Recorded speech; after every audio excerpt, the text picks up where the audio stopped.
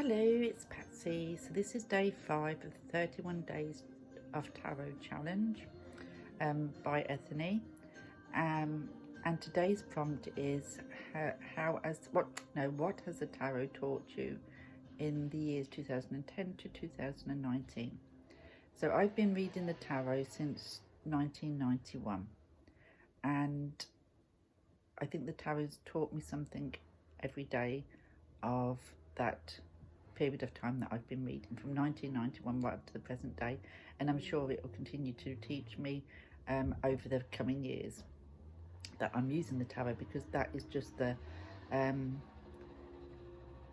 way that the tarot works. We never fully understand. There's always something new to learn. There's always something else that it wants to teach us. But the question is particularly about 2010 to 2019. And I think my practice has changed an awful lot. I actually read for other people now as well as myself, which I didn't do prior to 2010, only a few family members. I also use tarot as a tool for self-help and self-development, self-healing, inner child work and all that kind of stuff, though I would not offer that to other people, just like I wouldn't answer health questions, because I think mental health and that kind of thing should be left to professionals, not people like me who read the cards. But I do use it for that for myself. I also use tarot as a help and a prompt with past life work, with connecting to ancestors, and also connect with spirit, which I've got videos on all of those in my playlists. So I never done none of that before 2010 either. So that is how me and the tarot have grown over that last decade. I think the way I read has changed. I'm a lot more intuitive. I think that's partly down to because of the different decks that now are available with the different images, and there's something different to see in each image. And if the card images talk to me in a way that I feel it holds an important message, then that's how I'll read it. Whereas before, I think before 2010, with just the Rider-Waite images that I was using, it was just the standard meanings and kind of just fingered into to fitting into the question and what have you. But I think now with all the different decks, the different images, you can get a lot deeper into the cards and find a lot more answers intuitively, as well as the fixed meanings of the cards. So again, that is how my practice has changed in that decade, and what the tarot has taught me, how to kind of go deeper and deeper every time I get a different deck, and how each deck can be read differently, really, even though they're all the same suits, same majors. You know, the images very often will change the actual meaning of that card for me, and that's how it works for me. It probably doesn't work like that for everybody, but it works like that for myself. One thing I have noticed by being on YouTube these last couple of years, that a lot of people don't read the tarot predictively. They don't think that it should, they don't class it as a divination tool and to be read in the way that I read, because I read predictive, even though I would always tell the client, you know, this is the way we're heading at the moment. If this is, you know, the path you stay on, but this could change because not everything is written in stone. And I will always continue to read that way. People like me to read that way, and that's why they come to me.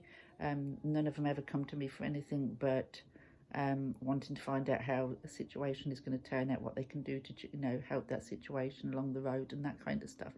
So that is something that I will always do. But I know a lot of people don't agree with that, but that is part of my practice and something that I do. One of the hardest lessons that decade taught me, I've spoke about before. My dad has never really been into anything spiritual. Tarot certainly wasn't interested in, or anything like that. He found it fascinating what I did and what have you, and always asked questions, but it wasn't something that he was particularly well, any of my family was particularly sort of, you know, interested in. But he'd been poorly on and off for a little while, nothing major, but he'd had periods in hospital and what have you. And he was due to go in hospital again, and he said to me, perhaps you do me a reading and show me how it works.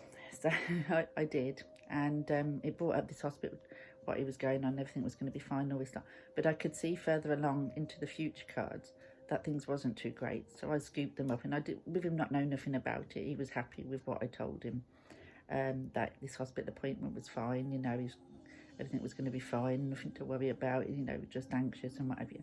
And that played on my mind. So I pulled myself some cards when he left, and this one, and this one. What I'd seen in his future was also in my future. I shouldn't have done it, because there's nothing I could do about that, because that didn't affect me. That was something with Dad. That was his path, not my path, and that was written in stone, because there was nothing he could do about that, and there was nothing I could do about that.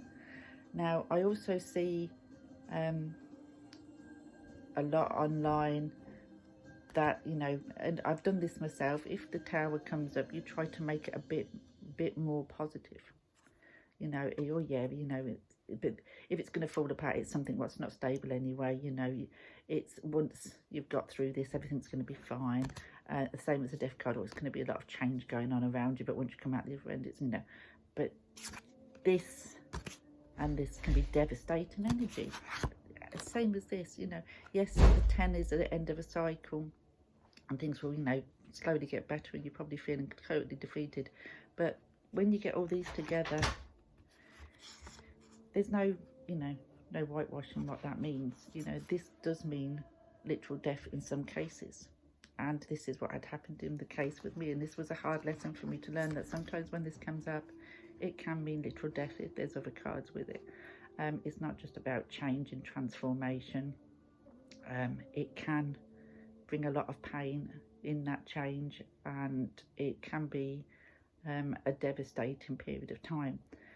The same with this, it's not just a simple case as, you know, you're going to, you know, be at the end of your thingy, totally flawed and all the rest of it. It can literally mean the death. Do you know what I mean? When these are all together, there's no nice way to read them, is there? And I found with this card as well, 3 times this has come up for my daughter in readings, and 3 times she lost somebody.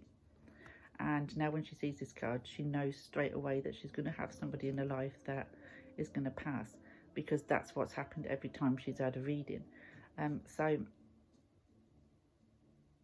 you know, these cards are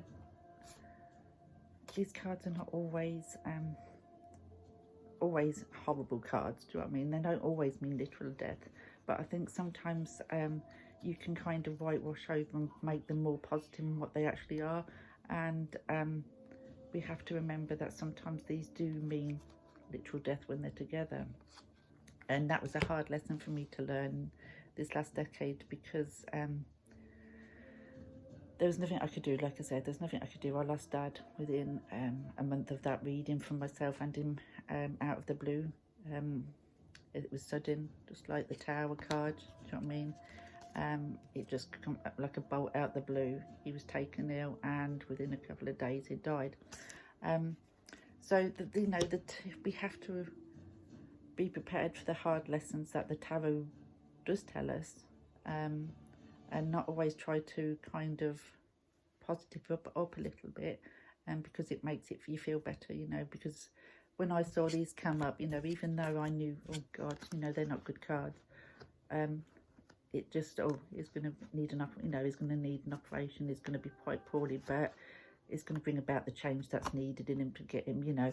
And I think as readers, we can sometimes try and put that positive spin on even the darkest of cards. And, you know, sometimes we have to remember that there is no positive in a situation.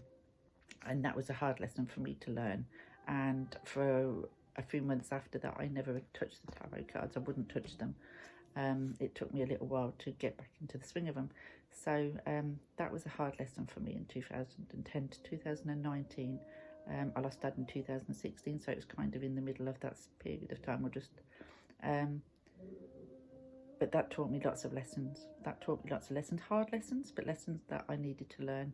And in reading the tarot, and it will continue to do so. I have no doubts it will continue to do so. This month I'm doing a lot of inner work on myself, and the tarot will be the first thing that I pull to help me with that, along with some books, to inner healing books and what have you.